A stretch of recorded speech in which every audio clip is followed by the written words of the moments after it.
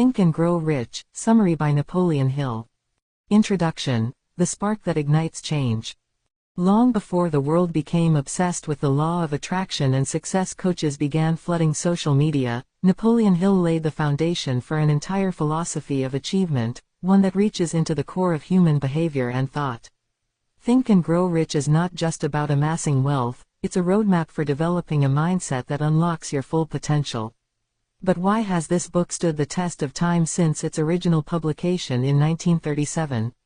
The reason is simple. It addresses a timeless truth: the human mind is the most powerful tool for shaping one's destiny. Hill's premise, derived from over 2 decades of interviews with 500 of the most successful individuals of his time, including Andrew Carnegie, Henry Ford, and Thomas Edison, is both profound and simple. Thoughts are things. If one can harness the power of thoughts, focused through burning desire and belief, anything is possible. Psychologically, this aligns with the modern understanding of cognitive behavioral principles. Our beliefs shape our emotions, and our emotions shape our actions. Change your thoughts, and you begin to change your reality. Chapter 1, Desire, the starting point of all achievement. Hill begins with a bold statement: wishing will not bring riches. But desiring riches with a state of mind that becomes an obsession, then planning definite ways and means to acquire riches, and backing those plans with persistence which does not recognize failure, will bring riches. Let's dissect this. Desire, according to Hill, isn't passive. It's not the kind of fleeting wish that vanishes after a daydream. It is a consuming obsession, the kind that awakens you at night and drives you to action. He provides a 6-step method to transmute desire into its financial equivalent. 1. Fix in your mind the exact amount of money you desire. 2. Determine exactly what you intend to give in return. 3. Establish a definite date when you intend to possess the money. 4. Create a definite plan for carrying out your desire. 5. Write out a clear, concise statement. 6. Read your written statement aloud, twice daily, with emotion and faith. From a psychological lens, this process creates cognitive alignment. It forces the subconscious to accept a new belief system. Neuroscience now shows us that repetition, especially when loaded with emotional intensity, reshapes neural pathways. What Hill advocated in the 1930s is what modern behavioral psychology confirms: repetition with emotional engagement rewires the brain. But what about fear? Many people feel a gnawing fear of failure when they even begin to dream. Hill would argue that fear is a product of indecision. Desire, clearly defined and intensely focused, burns through fear. The problem isn't the absence of fear, it's the absence of clarity and conviction. The starting point of all achievement is desire. Keep this constantly in mind. Weak desire brings weak results, just as a small fire makes a small amount of heat. Hill uses the story of Edwin C. Barnes, who had a burning desire to work with Thomas Edison. Not for Edison, but with him. He had no money, no connections, and nothing but a desire that wouldn't let go of him. Years later, that desire turned into a lucrative business partnership. This story isn't just motivational fluff, it shows how focused intention can override social disadvantages, a truth widely supported by success psychology. Chapter 2, Faith, Visualization of Belief and the Attainment of Desire. Faith is more than a religious concept in Hill's model, it is the emotional fuel behind desire. It is the substance that gives belief its life. He suggests that faith can be developed through the practice of autosuggestion, repeated affirmation until belief becomes subconscious reality. This is crucial. Most people operate on autopilot, running mental scripts written during their childhood. These scripts often include limiting beliefs like, "I'm not good enough," or "people like me don't succeed." Hill offers a blueprint for replacing these toxic thoughts with empowering beliefs through conscious repetition. Hill's system of faith cultivation sounds a lot like what we now know as self-directed neuroplasticity, the ability of the brain to rewire itself in response to focused thought and repetition. From a mental health perspective, this is powerful. People dealing with anxiety and depression often feel helpless because they believe their internal state is immutable. But Hill's approach says otherwise. Faith isn't a feeling, it's a mental habit you build. Chapter 3, Autosuggestion, the medium for influencing the subconscious mind. Autosuggestion is Hill's term for self-suggestion. It's the act of intentionally feeding your subconscious with positive commands. When done with emotion and repetition, it alters your internal programming. Your subconscious mind recognizes and acts only upon thoughts which have been well mixed with emotion or feeling. Why is this important? Because the subconscious does not discriminate. If you constantly dwell on fear, lack, and failure, your subconscious accepts that as truth and directs your actions accordingly. The cycle of negative thinking seen in anxiety and depression is often a byproduct of autosuggestion gone wrong. Hill wants us to reverse this. By feeding the mind with powerful affirmations, ones tied to desire, purpose, and belief, we can shift our dominant internal narrative. In clinical psychology, this mirrors cognitive restructuring, a key technique in cognitive behavioral therapy (CBT). The practical takeaway: write your goal statements, speak them aloud daily, feel them as though they are real. In time, they will become your reality, first internally, then externally.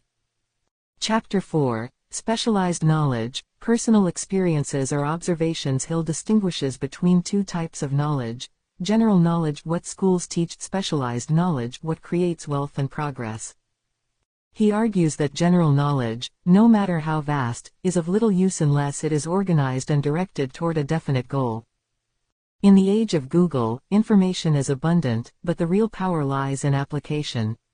A person with deep, specialized knowledge in a narrow field, paired with desire and faith, can become wealthy.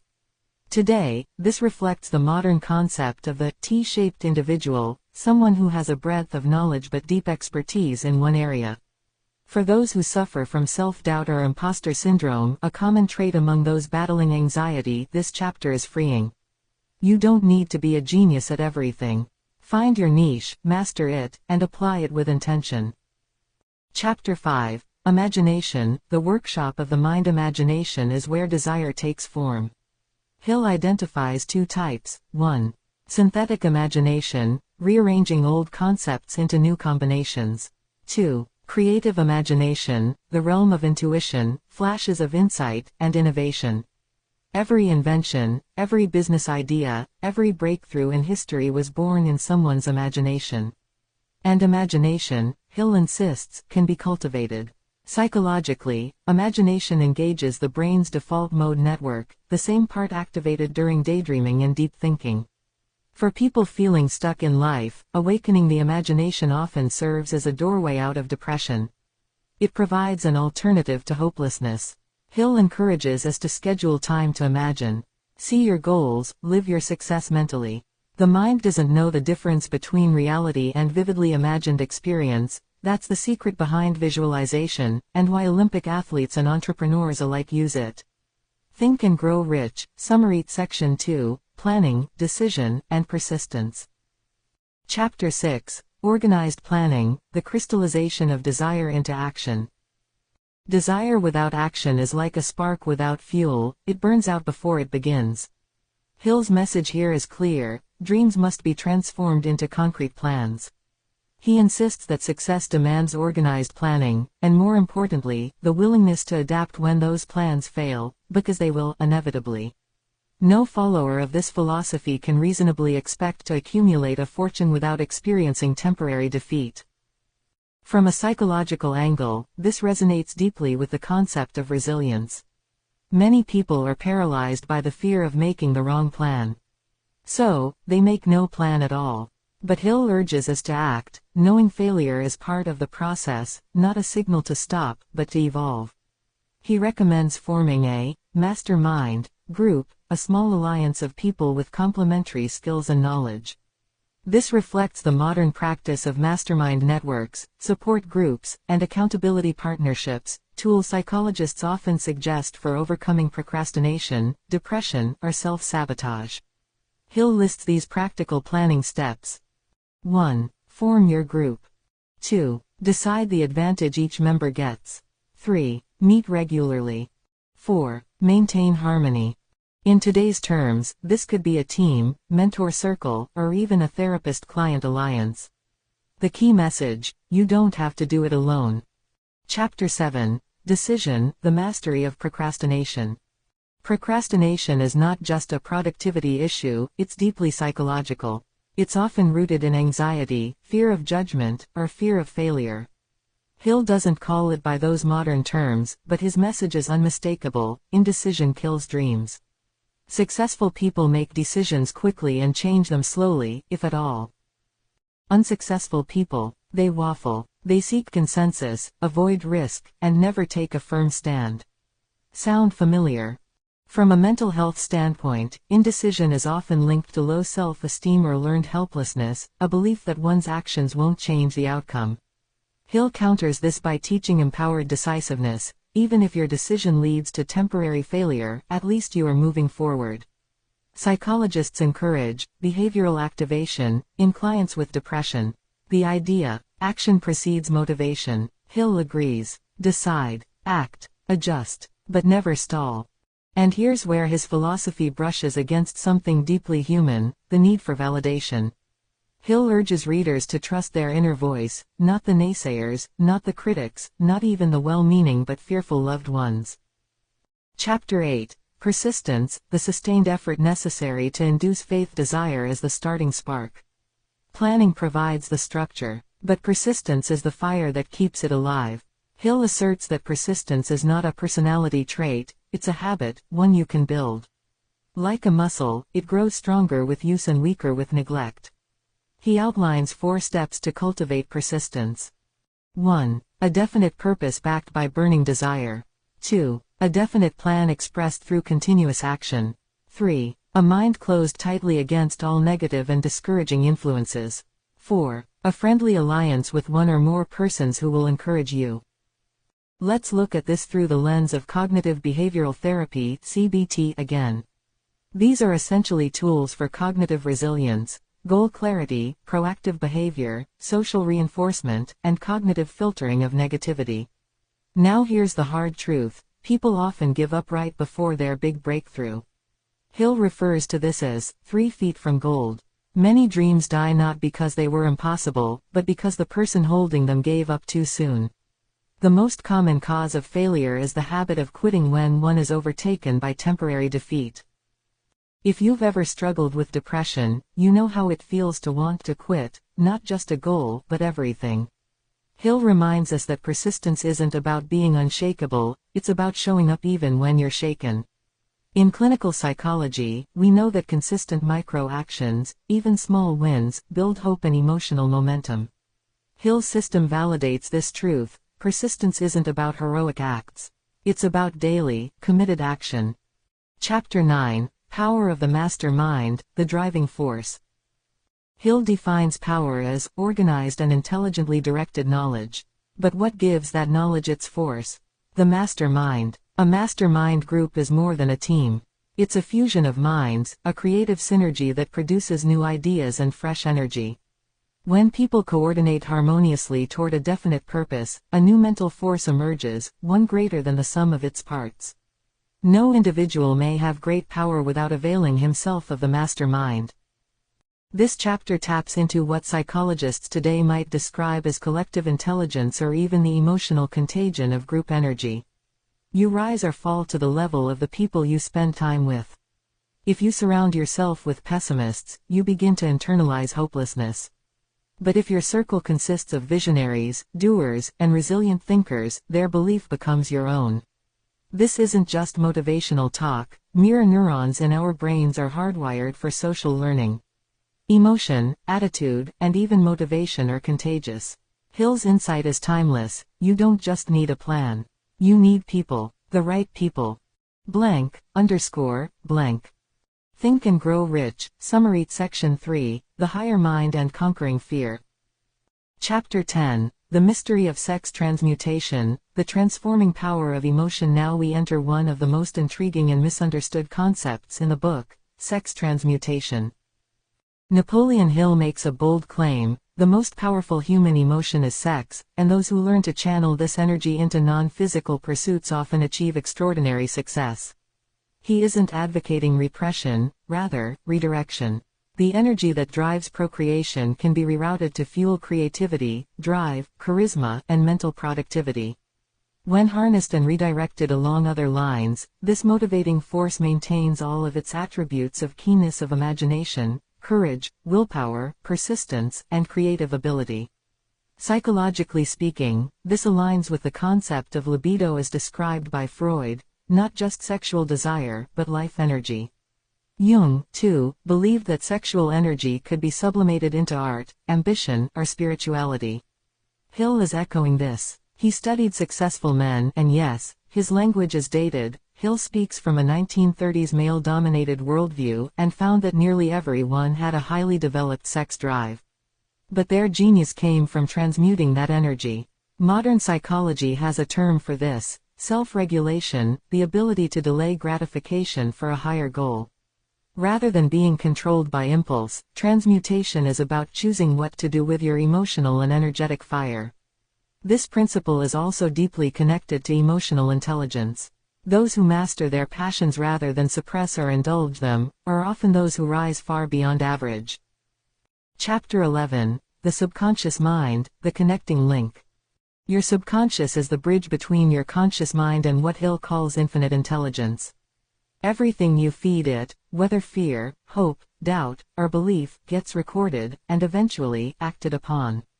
The subconscious mind will not remain idle. If you fail to plant desires in your subconscious mind, it will feed upon the thoughts which reach it as the result of your neglect. Here's where Hill's timeless wisdom merges with modern neuroscience and cognitive psychology. Your subconscious is like the soil. Whatever you plant, grows. Negative thought patterns, they'll take root and shape your reality. Positive affirmations mixed with emotion and belief, they'll do the same, but toward growth. What Hill was pointing toward is now called neuroplasticity, the brain's ability to change and adapt based on repeated thought and behavior. Repeating affirmations, visualizing success, and rejecting negativity physically rewires the brain over time. This is especially empowering for those trapped in cycles of depression or anxiety. You're not broken. Your mind is programmable, and you are the programmer.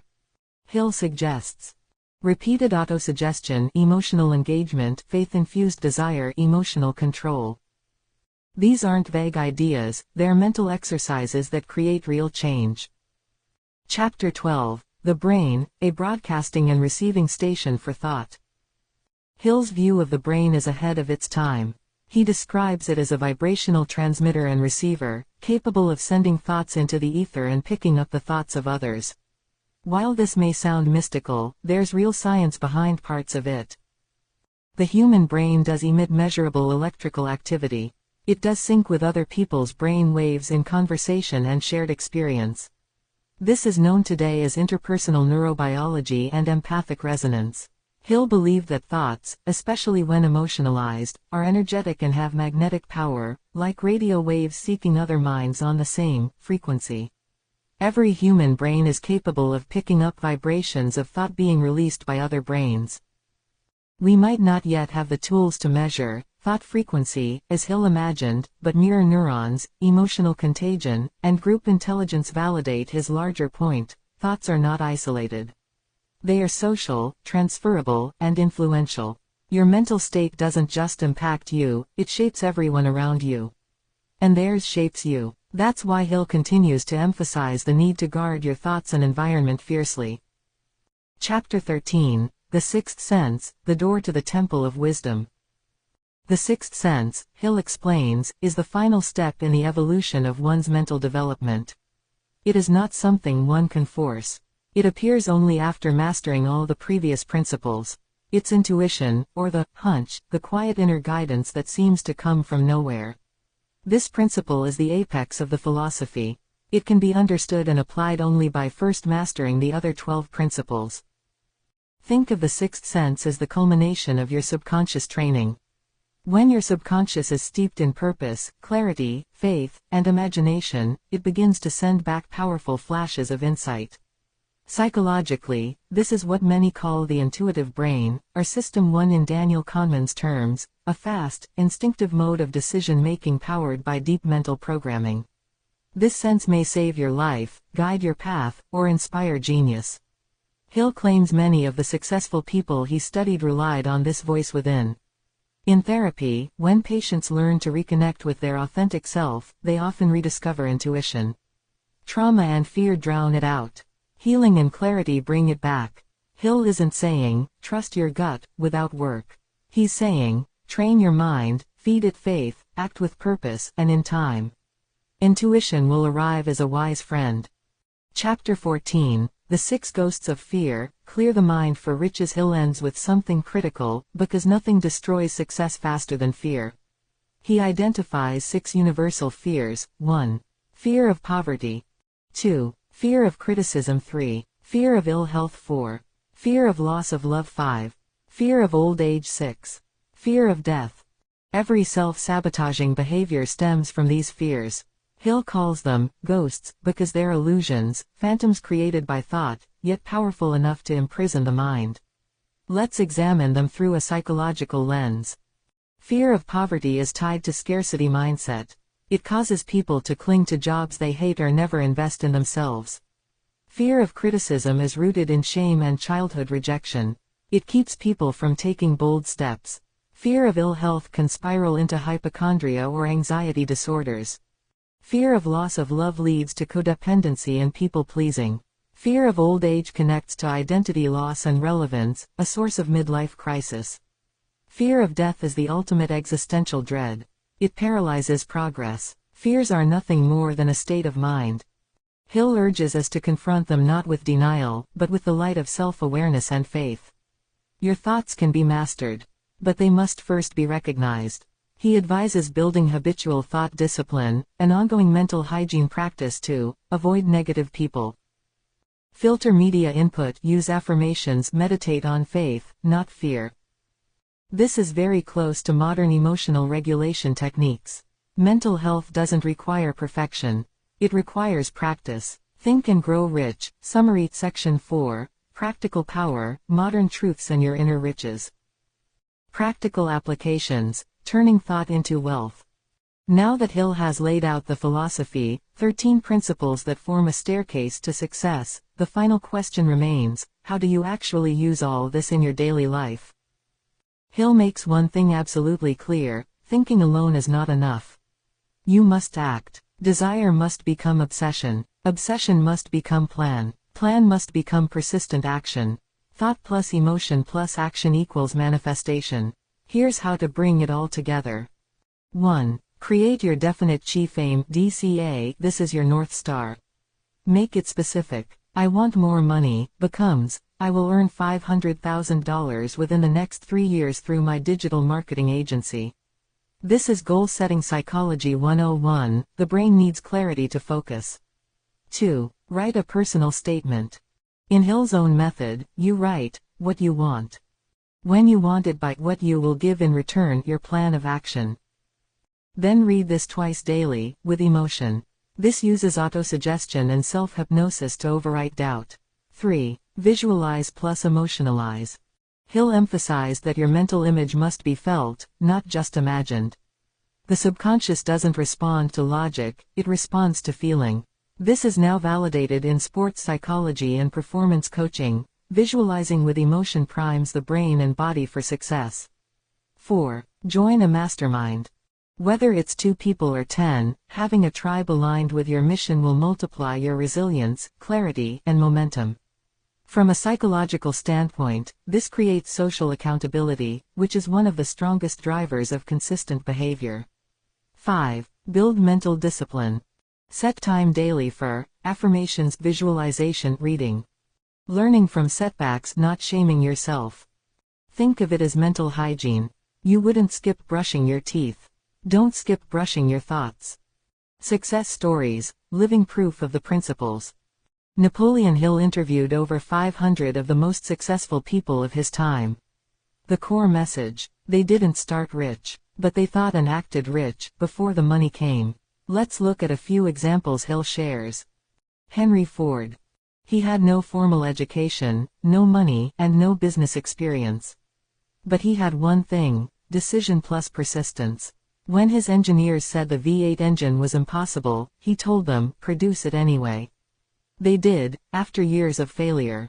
Psychological takeaway: Self-efficacy, the belief in one's ability to succeed, is the most powerful predictor of success. Thomas Edison. Hill tells us Edison failed over 10,000 times before inventing the light bulb. But he reframed each failure as a learning step. That's a textbook example of growth mindset, coined decades later by psychologist Carol Dweck. Charles M. Schwab started as a laborer in a steel mill. He climbed to president of U.S. Steel not by birthright, but by belief, vision, and initiative, a principle Hill hammers throughout the book. The ladder of success is never crowded at the top. These aren't just business wins. These are psychological transformations, ordinary people reprogramming their belief systems and, therefore, their destinies. Modern relevance, why this still works today. Some people ask, does Think and Grow Rich still matter today? The answer, more than ever. We live in the information age, where mindset is often more important than mechanics. Anyone can Google strategy, but not everyone can cultivate emotional mastery, resilience, and vision. Here's how Hill's ideas align with modern science. 1. Neuroplasticity. Hill's idea of repetition of autosuggestion directly supports brain rewiring. We now know that your thoughts and behaviors literally reshape your neural pathways. 2. Behavioral activation. Hill's demand for definite action mirrors one of the most effective treatments for depression. When people act, even if they don't feel motivated, their brains catch up. 3. Visualization and priming. Top athletes, CEOs, and performers use these techniques. You imagine the win before it happens, which primes your body and mind to perform. 4. Positive psychology. Gratitude, hope, and purpose, three of Hill's invisible forces, are pillars in today's positive psychology movement. 5. Law of attraction with caveats.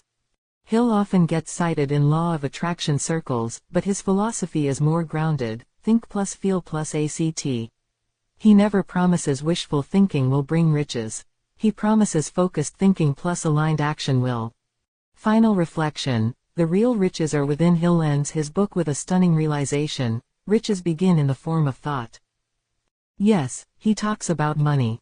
But his real message: you already have the treasure. It's your mind, your imagination, your faith, your decision, your desire. When you master your mind, you master your life.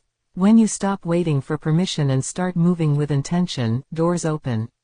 And when you act from belief, backed by purpose and persistence, the world must respond. This isn't just philosophy, it's personal power psychology. Hill's legacy isn't just in inspiring entrepreneurs, it's in teaching anyone how to rebuild themselves from the inside out. So whether you're struggling with self-doubt, buried in debt, overwhelmed by fear, or simply lost in life, this book whispers, you can grow rich, in mind, in spirit, and yes, even in money, if you will think. You are the creator. Don't wait for motivation. Build it. Don't beg for clarity. Claim it. Don't chase success. Attract it by becoming it. Think and Grow Rich isn't a book. It's a blueprint for becoming the person who can handle the life you dream of. And that journey, it starts in your mind. Right now.